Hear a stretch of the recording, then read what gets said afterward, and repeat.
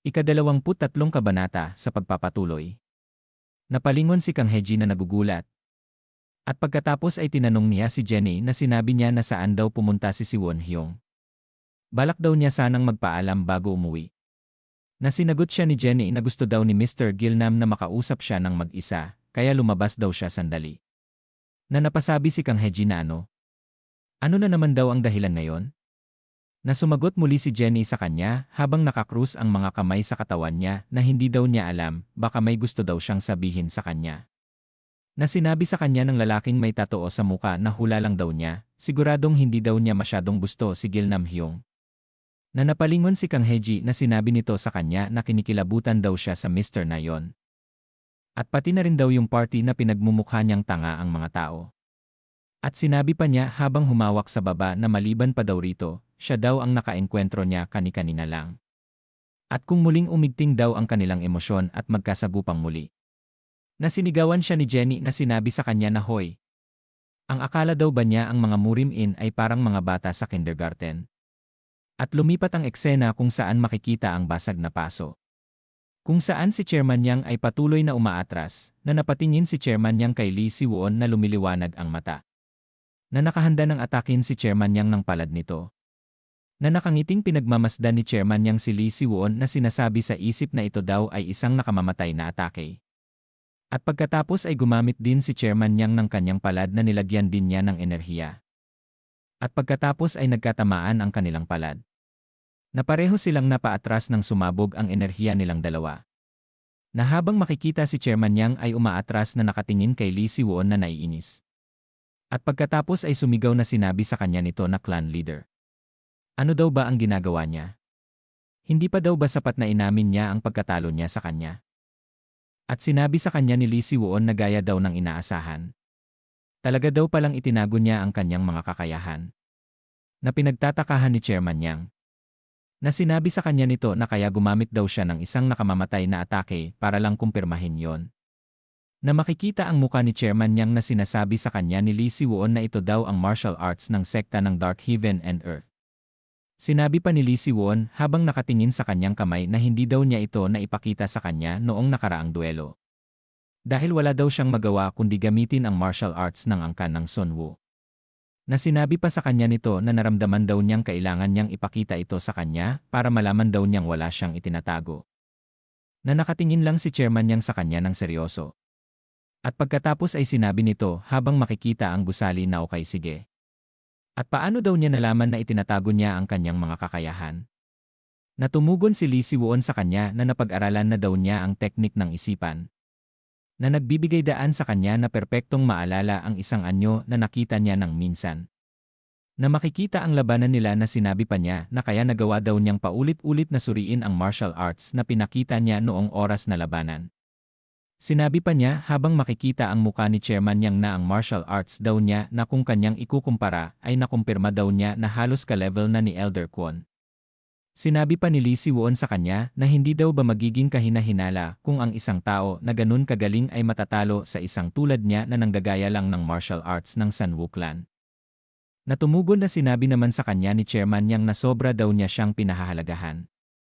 Hindi daw niya itinago ang kanyang martial arts, pero hindi daw niya rin ito ipinakita dahil hindi ito karapat-dapat na ipagmayabang. Habang nakatingin siya ay nagulat ito nang marinig niya nang sabihin sa kanya ni Lee Siwon na kahit daw sa isang mahalagang duelo na maaari niyang ikatalo ang lahat.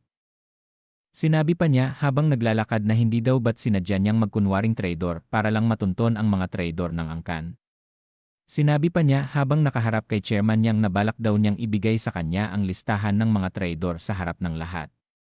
Na napapikit si Chairman Yang na sinabi niya kay Lee Siwon na clan leader, napakalawak daw ng imahinasyon niya. Dagdag pa niya na pero, hindi daw ganoon romantiko ang mundo tulad ng iniisip niya.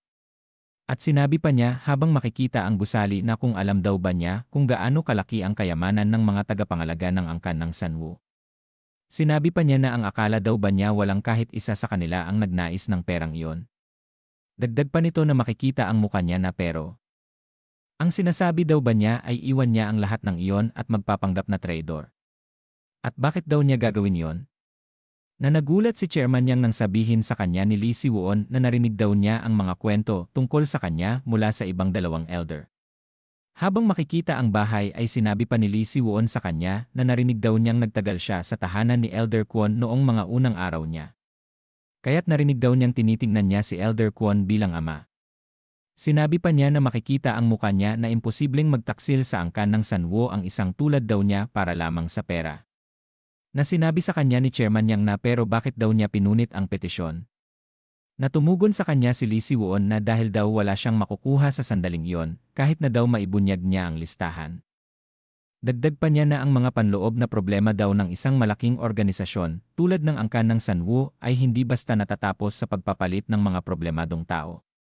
Makikita ang mga matanda na sinabi pa niya na bukod pa daw dito, kailangan ding isaalang-alang ang hindi masukat na halaga ng oras at pera pati na rin daw ang panloob na alitan at magkakasalungat na relasyon. Sinabi pa niya na kung basta-basta lang daw itong ayusin, mas lalo lang daw nitong ipapakita ang kahinaan ng angkan sa mga labas na angkan at sekta. Na makikita ang muka ni Chairman Yang na nakapikit na sinabi na may katuturan nga daw iyon. Sinabi pa niya na pero hindi daw niya basta maaring baliwalain ang problema ngayon na alam na niya ito. Natumugon sa kanya si Lee Si-won na kaya't kailangan daw niya ang tulong ni Elder Yang. Natumugon sa kanya ito na ang tulong daw niya. Sinabi sa kanya ni Lee Si-won na hindi daw ba't siya ang naging sapat na pabor sa kanila noong proseso ng pagsusulat ng petisyon, kasama daw sila. Dagdag pa niya na nakikita ang muka niya na kaya't mula daw ngayon, hinihiling niya na si Elder Yang ang magmasid sa kanila upang mapanatili silang aktibong nakikilahok sa negosyo ng angkan. Na ikinalaki ng mata nito na nakatitig kay Lee Si-won. At pagkatapos ay tumugon ito na tinanong niya ito na ang mga pag-iisip daw ba ng mga ito ay galing daw ba lahat sa pinuno ng angkan. Natumugon ito na sinabi na hindi, may isang tao daw sa paligid niya na nagbibigay ng payo. Na makikita ang mata ni Elder Yang na ganun daw ba. Dagdag pa niya na kaya tiyak daw na siya ang babaeng mula sa Milyang Clan, gaya ng inaasahan daw niya. Na sinabi pa sa kanya ni Elder Yang na hindi maiiwasan ang insidenteng ito, pero hindi daw matalino na humingi ng payo para sa panloob na mga usapin ng angkan ng Sanwo mula sa isang tagalabas, clan leader. At napangiti si Lee Si-won na sinabi nito na nakalimutan na daw ba niya. Na sinabi pa sa kanya nito na siya daw ay isang tagalabas din. Na biglang nagulat siya nang hinawakan siya ni Elder Yang sa balikat. Na sinigaw niyang sinabi sa kanya na ang pinuno daw ng angkan ay isang tao na pinagkatiwalaan ng elder ng kanyang buhay. Dagdag pa niya na wala daw ni isang tao mula sa angkan ng Sanwo ang mag-isip ng isang tao na tulad niya bilang tagalabas.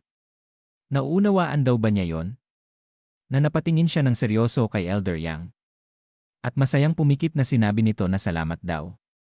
Na nanlaki ang mata ni Elder Yang. Sa kanyang narinig na pero napakabilis daw ng mga kamay niya. Sinabi pa niya habang nakatingin si Lee Si-won sa kanyang kamay na nakahawak sa balikat niya na kung ito daw ay isang atake, hindi daw niya ito maiiwasan. At mabilis na inalis ni Elder Yang ang kanyang mga kamay sa balikat ni Lee Si-won. Na sinabi nito na pasensya na daw. Hindi daw niya sinasadya. Na makikita ang mata nito na tumingin sa kanya. At biglang isinuntok ang kamao sa palad. At yumuko na sinabi niya sa harapan ni Lee Si-won na nais daw niyang magpakilala ng formal. Siya daw ay siyang gilnam ng angkan ng Sanwo. Maglilingkod daw siya sa pinuno ng angkan ng buong puso. Na tumingin sa kanya ito. Na sinabi habang yumuko na umaasa daw siya sa kanyang kooperasyon. Elder Yang Gilnam. Na biglang nagulat silang dalawa nang mapakinggan nila na may nagsasalita na wow. Ano daw ang nangyari dito? Na ito pala ay si Jenny na sinasabi pa na ano. Talaga daw ba na nag-away ulit sila? Na napalingon si Lee Si-won na sinabi sa kanila na bakit daw sila ay andito. Na sinabi sa kanila ni Jenny na ano daw ang nangyayari sa kanilang dalawa. Sila daw ay parang mga bata sa kindergarten. Na sinabi sa kanya ni Lee Si-won na wala lang daw ito. Nagkaroon lang daw sila ng usapan ni Elder Yang. Na sinabi rin sa kanya ni Elder Yang na tama daw yon. Walang dahilan daw para mag-alala ng walang kabuluhan. Na nakatingin sa kanila si Kang Haji na walang masabi. At lumipat ang eksena kung saan makikita si Elder Yang na nakasakay na sa kanyang kotse na ito ay napabuntong hininga. Na lumingon na sinabi sa kanya ng lalaking driver niya na kung ayos lang daw ba siya. Na tumugon sa kanya si Elder Yang na ayos lang daw siya. Na makikita ang muka ni Elder Yang na sinabi pa niya na sa halip, hindi lang daw siya nasa mabuting kalagayan, kundi napakakapanapanabik. Na napalingon ang dalawa sa kanya na sinabi pa nito na sinubukan daw niyang subukan siya, pero siya daw ang nasubukan. Na makikita ang kanyang muka na sinabi pa niya na ngayon ay malinaw na daw sa kanya. Ang tungkol sa kung ano ang nakita ng Elder mula sa pinuno ng angkan. At napatingin muli sa kanya ang kanyang driver na sinasabi nito na hindi daw niya lubos na nauunawaan ang ibig niyang sabihin. Natumugon si Elder Yang na abangan daw niya ito. Na makikita ang muka niya na nakangiti na sinasabi na asahan daw nila na maaaring masaksihan nila ang pinakadakilang panahon sa kasaysayan ng angkan ng Sanwo sa inyong panahon. Na napatingin ito sa kanyang gilid na nagtataka. Na si Kang Heji pala ay pumasok sa kotse na ikinagulat niya. Na sinabi sa kanya na ikaw, bakit daw siya ay? Na biglang sinabi sa kanya ni Kang Heji na Mr. Siya daw ang dumukot sa kanya at dinala siya rito. Kaya nararapat lang daw na siya rin daw ang magbalik sa kanya pauwi. Na sinabi sa kanya ng isang lalaki na aba, ikaw na bata ka. Nagawa daw niyang maging bastos. Na sinabi sa kanila ni Elder Yang na ayos lang daw. Isaalang-alang niya na lang daw ito bilang bahagi ng biyahe. Na makikita ang kotse ay umalis na. Na pinagmamasdan ni Kang Heji si Elder Yang na ito ay nakatingin din sa kanya. Na sinabi nito sa kanya na kung may gusto daw ba siyang sabihin sa kanya. Na sinabi niya kay Elder Yang na ano daw ang pinag-usapan nila ni si Won Hyung. Dagdag pa niya na kung plano daw ba niyang linlangin si Won Hyung. Na sinabi sa kanya ni Elder Yang na interesado daw ba siyang malaman kung ano ang kinahuhumalingan ng pinuno ng angkan. Na napatulala si Kang Heji na napasabi na ano. Ano daw yon? Na sinabi pa sa kanya na alam daw ng kahit na sino sa loob ng angkan ng Sanwo ang tungkol dyan. Na makikita ang isang imahe ng tao na may hawak ng espada na makikita ang mga sundalong pinaslang. Na sinabi pa ni Elder Yang na ito daw ay si Gomoon Ryong. At dito na po nagtatapos ang ika-23 kabanata.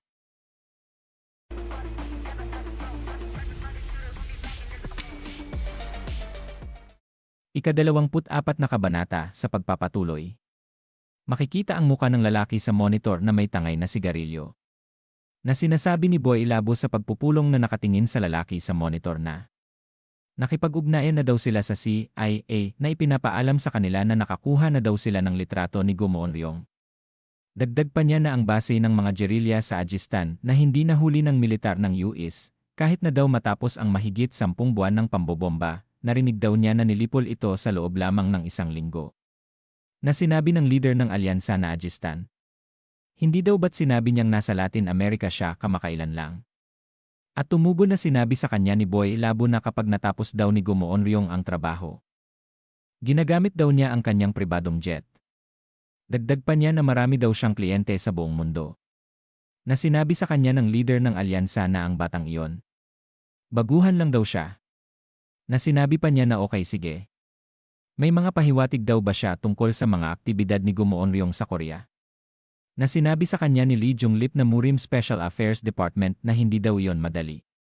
Sinabi pa niya habang makikita ang imahe sa likuran niya na ang organisasyon daw ni Gomoon Ryong ay naging isang internasyonal na kapangyarihan na sumasaklaw sa parehong politika at negosyo. At kabilang na rin daw dito ang kanilang mga domestic na aktibidad. At hindi daw sapat ang pagsasaliksik ng gobyerno para mapag-iba ang kanilang mga aktibidad mula sa karaniwang operasyon ng negosyo. Na napatingala ang leader ng alyansa na sinasabi na kaya't literal daw silang nagtatago sa mga anino. Napatingin siya kay Lee Jung-lip nang sabihin nito na tama daw siya. Kaya talagang kailangan daw nila ang kooperasyon ng Murim. At sa ganitong sitwasyon daw, maaaring mabuwag daw ang hangganan sa pagitan ng karaniwang mundo at ng Murim ayon sa kanilang kagustuhan. Kinuha ang mainit na tsaa na sinabi niya na huwag nilang alalahanin yon. Hindi daw ba't kaya mayroon daw silang alyansa? Na sinabi sa kanya ni Lee Jung-lip na kahit papaano, iyon lang daw ang masasabi niya sa bagay na ito. At kung nakipag-ugnayan daw ba siya sa Sanwo kamakailan? Na sinabi sa kanya ng leader ng alyansa na bakit mo ako tinatanong tungkol dyan? Na makikita ang mga tao na sumagot sa kanya si Lee Jung-lip na parang kamakailan lang daw nagsimula ng gumawa ng mga agresibong hakbang ang Sanwo. Dagdag pa niya kung magpasya daw ang Sanwo na kumuha ng ibang landas mula sa Joint Martial Arts. Na sinabi sa kanya ng leader ng alyansa na huwag daw siyang mag-alala tungkol dyan. At alam daw niya ang takbo ng isip ng leader ng Sanwo. Dagdag pa niya na bukod pa daw rito. Alam niya rin daw ang tungkol sa bagong elder na si Yang Gilnam. At lumipat ang eksena kung saan makikita si Elder Yang na sinasabi na ito daw ang ulat sa pinansyal na kalagayan ng Sanwo noong nakaraang taon. Na sinabi sa kanya ni Lee Si-won na Elder Yang, iniulat daw ng Haejang Group na ang net income para sa kasalukuyang taon ay masyadong maliit kumpara sa nakaraang taon. May nakaligtaan daw ba siya? Na lumapit sa kanya si Elder Yang na sinabi nito na isinama daw ba niya ang overseas investment na nakasulat dito. Natumugon si Lee Si-won na yon na nga siguro daw yon. Napansin daw niya may kakaibang bagay dito. Habang nag-uusap ang dalawa ay sinabi ni Elder Min na napalingon ang mga ito na patawad daw sa kanila, nagkaroon na daw sila ng meeting ng mahigit 2 oras. Dagdag pa niya na medyo atrasado na daw. At yumuko si Lee Si-won sa kanila at sinabi nito na salamat sa inyong pagsisikap, mga elder. Kung gayon, magkikita tayo sa loob ng 2 araw. Na umalis na si Lee Si-won kasama si Gyo-bom na naglalakad sa pasilyo ng bahay. Na pinagmamasdan ito ni Elder Yang na sinasabi na kahanga-hanga ang ating pinuno para sa kanyang edad. Hindi ko inasahan na babasahin niya lahat ng mga ulat na yon. At sini-check din niya ang mga detalye. Na sinabi sa kanya ni Elder Min na hindi siya kahanga-hanga. Siya daw ay desperado. Na napasabi si Elder Yang na ano daw yon. Na sinabi sa kanya ni Elder Min habang makikita ang labas na dati, iniiwan niya sa amin, sa mga nakatatanda, ang lahat ng bagay, at ngayon iniisip lang daw niya na bumalik sa kanyang nakasanayan. Pero kamakailan lang daw ay nagsusumikap na siyang intindihin ng husto ang trabaho natin. Dagdag pa niya na bukod daw sa kanyang regular na schedule, nag-aaral daw siya ng mga kaugnay sa trabaho hanggang sa gabi araw-araw. Na sinabi naman ni Elder Yang na parang kakaiba daw na ang isang estudyanteng nasa ganyang edad ay nakakaintindi ng ulat na ito. Na sinabi sa kanya ni Elder Min na makikita ang muka niya na pagkatapos daw niyang mag-aral. Narinig daw niya na nagsasanay siya ng pisikal at martial arts hanggang sa madaling araw. Na sinabi sa kanila ni Elder Yang habang nakatalikod ang mga ito na kailan daw naman siya natutulog. Natumugon si Elder Min na sinabi niya na ayon kay Mr. Lee, bihira na daw siyang matulog nitong mga araw. Sinabi pa niya habang humawak sa kanyang salamin na nakipag-usap na daw siya sa kanya tungkol dito ng ilang beses, ngunit hindi niya siya pinapakinggan. Sinabi pa niya habang makikita si Elder Yang na hindi daw siya sigurado, ngunit tila nararamdaman daw ng pinuno na marami siyang responsibilidad. At lumipat ang eksena kay Kang Hae-ji na nakahiga sa pagod sa pag-iensayo na napasabi na magiging maganda daw kung siya ay si Go Moon-ryong. Na sinabi sa kanya ni Jenny na ito ay napaupo na ikaw. Nabaliw ka ba matapos kitang itapon ng minsan? Parang gumagaling daw siya. Dagdag pa niya sinusubukan lang daw niya siya na bigyan ng kaunting pasensya, ayaw daw ba niya? Na sinabi niya kay Jenny na hindi yon. Sinasabi lang daw niya na namimiss niya lang si Won Hyung. Dagdag pa niya na hindi daw ba't si Won Hyung lang ang mahalaga ay si Go Moon-ryong. Na malakas na sinuntok sa ulo si Kang Hae-ji na sinabi sa kanya ni Jenny na huwag daw siya magsabi ng ganyan. Sinabi pa niya habang nakatikom ang kamao. Na ang taong iyon daw ay kalaban ni Si-won at ng Sanwo. At kung ulitin pa daw niya iyan, papatayin na daw niya siya ng kanyang kamao. Na sinabi pa niya kay Jenny habang nakahawak sa kanyang ulo na pero matagal na daw mula nang huli niyang makita ang mukha ni si Won Hyung. Dagdag pa niya na Jenny noon na hindi daw ba siya interesado na kamustahin si Won Hyung. Natumugon ito na medyo namumula ang muka na hindi daw naman. At biglang napatingin sila sa pinto nang may magsabi na siya daw ay. Na napasabi si Kang Hae-ji habang makikita ito na Mr. Gilnam. Na sinabi nito sa kanila na mukhang totoo na nagsanay daw siya ng mabuti kahit pagkatapos ng pulong ng pamilya. Na sinabi sa kanya ni Kang Hae-ji na bakit daw siya nandito. Mr. Na sinabi sa kanya ni Elder Yang na narinig daw niya na sila ay nagtatrabahong dalawa ng mabuti kaya gusto daw niya silang bigyan ng gantimpala. Na napatingin si Kang Hae-ji na napasabi na ano. Na sinabi naman ni Jenny na ha. At lumipat ang eksena kung saan makikita si Lee Si-won na tinatawag siya na kanyang ikinalingon. Ito pala ay si Gyo-bom na sinasabi sa kanya na dumating daw si Elder Yang para makipagkita sa kanya. Na napasabi si Lee Si-won na Elder Yang. Na yumuko ito habang masaya ang dalawa na makita siya. Na sinabi pa ni Elder Yang na masaya daw siyang makita ka, clan leader. Habang nagpupunas ng tuwalya ay sinabi nito na ano daw ang nangyari. Na napatingin sa kanya si Lee Si-won nang sabihin sa kanya ni Elder Yang na nakatanggap daw siya ng tawag na tapos na daw ang remodeling ng Gapyeong Villa kamakailan. Dagdag pa niya na mukhang wala daw siyang espesyal na schedule ngayon at bukas. Kaya bakit hindi daw niya ito bisitahin at magpahinga? Na makikita ang dalawa na excited na sinabi pa ni Elder Yang na may oras din daw ang lalaking ito at si Jenny, kaya pwede daw niyang isama sila. Na seryosong tumingin si Lee Si-won sa kanila. Na makikita si Kang Haji na medyo namumula ang muka na nakatikom pa ang mga kamao. At biglang nagbago ang ekspresyon ng muka ni Kang Haji nang sabihin ni Lee Si-won na pasensya na daw, Elder Yang. Pero wala daw siyang oras. Na sinabi ni Kang Haji sa kanya habang ito ay nakatalikod na sandali lamang daw Hyung. Na sinabi sa kanya nito na ikaw. Na napasabi si Kang Haji na bakit daw. At lumingon sa kanya ng seryoso si Lee Si-won na sinabi sa kanya na bakit daw siya nandito sa oras ng klase. Na ikinagulat ni Kang Haji na napasabi na lang ng ha. At sumigaw na sinabi naman ni Jenny na hoy. Lee Si-won. Bakit palagi na lang daw siyang naghahanap ng gulo? Pumunta daw siya dito dahil gusto lang niyang makita ang mukha mo. Na sinabi sa kanya ni Lee Si-won na ganun din sa'yo. Jenny. Na nagulat si Jenny nang sabihin pa sa kanya ni Lee Si-won na kailan daw niya matututuhan ang martial arts na inirerekomenda ng kanyang lolo na si Elder Kwon gamit ang mindset na yan. Sinabi pa niya habang nakatalikod siya na kung may oras daw sila para manggulo sa kanya, dapat kayong dalawa mag-aral at mag-ensayo. Na napasabi na lang si Kang Haji na ha. Samantalang si Elder Yang ay nakasimangot sa likuran. At makikita itong seryoso na nakatingin lang sa kanya. At pagkatapos ay makikita ang bakuran ng bahay na sinasabi ni Jenny na ang pangit na yon. Pumunta lang daw naman sila para makita siya. Sinabi pa niya habang makikita siyang naiinis na kailan pa daw siya nag-alala tungkol sa kanila. At pati daw ay binanggit pa daw niya ang lolo niya. Sinabi sa kanya ni Kang Haji na Jenny noon na, okay lang daw ba siya? Na makikita si Elder Yang na seryosong nag-isip. Habang si Jenny ay binalikat si Kang Haji na sinabi nito sa kanya na oo. Tara na. Halika. At tiyak daw niya dadalhin daw niya siya sa impyerno ngayon. Na napasabi si Kang Haji na sandali daw lamang Jenny noon na. Iniisip daw ba niyang patayin siya? At napatingin sa kanyang gilid si Elder Yang na sinabi niya na kahit gaano daw niya paisipin, mukhang medyo desperado daw talaga siya. Na napatigil ang dalawa. Nang sabihin ni Elder Yang na sandali lamang daw. Na sinabi kay Kang Haji ni Elder Yang na gaano na daw siya katagal na nawala sa paaralan. Makikita ang kalsada na sinabi ni Kang Haji na bakit mo tinatanong, Mr. Na sinabi sa kanya ni Elder Yang na wala daw namang pwedeng itinatago. Alam daw niya ang lahat tungkol sa kanya at sa head ng pamilya.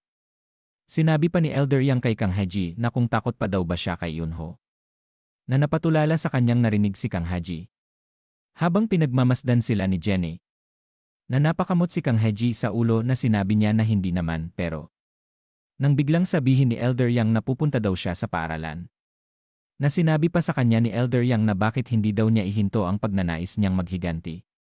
Na napasabi si Kang Haji na paumanhin. At humarap sa muka ni Kang Haji na sinabi niya sa kanya na sinabi daw naman niya sa kanya na bayaran niya daw siya ng 2 beses sa utang niya. At 10 beses daw sa ginagawa niya. Natumugon na sinabi sa kanya ni Kang Haji na ito ang daw ang unang pagkakataon na narinig daw niya ito. At hinawakan siya sa balikat na pinagmamasdan niya. At sinabi pa sa kanya ni Elder Yang na mula daw ngayon, madalas na niyang maririnig ito. Dahil bahagi na daw siya ngayon ng pamilya Sanwo. At lumipat ang eksena kung saan makikita ang liwanag. Na makikita rin ang malalaking gulong na tinatamaan ng liwanag. Ito pala ay sinusuntok ni Lee Si-won na lumiliwanag. At naghanda muli siyang suntukin ang malalaking gulong na pagkatama ay lumiwanag. At biglang naalala niya na makikita siya na pinagmamasdan ang 2 tao na nakahawak siya sa ulo. Na makikita ang muka niya na seryoso na muling naaalala ang mga elder. At makikita siya na nakatingin sa isang elder. At pagkatapos ay tumama ang suntok niya sa malaking gulong. At naaalala niya rin ng masaya siyang yakap ng isang elder na sinasabi sa kanya na siya daw ay ligtas, salamat daw at siya ay nakahinga na ng maluwag. Na makikitang muli si Lee Si-won na susuntukin. Niya na naman ang malaking gulong. Na naalala niya ang isang tao na makikita ang imahe. Na ang isang elder ay niyakap na prenotektahan siya. Na makikitang muli ang kanyang mata na nagagalit. Na makikita ang imahe ng matanda na nagprotekta sa kanya. Na napakagat siya sa labi sa galit nang naiisip niya ito. At naalala pa niya ang isang tao na mukha itong si Gumon Ryoong na tinatawag siya na sinasabi sa kanya na manatiling matalino tulad daw ng dati. At sinabi pa nito habang nakatalikod na kung magmukha kang mapurol ulit kapag nawala ako, hindi ko aminin na ikaw ang estudyante ko pagbalik ko. Sinabi pa niya na hindi ko man kayang aminin pero dapat pa rin kitang turuan ng maayos, hindi ba't ikaw ay estudyante ko? Napatuloy na sinasabi ni Lee Si-won sa isip na sinungaling. Na malakas niyang sinuntok ang malalaking gulong na ito ay lumiwanag. Sa lakas ng suntok ay ang isang tinamaan ay nawasak. Na makikita si Lee Si-won na pagod na sinasabi niya na ang lahat daw ay isang kasinungalingan. At dito na po nagtatapos ang ika-24 na kabanata.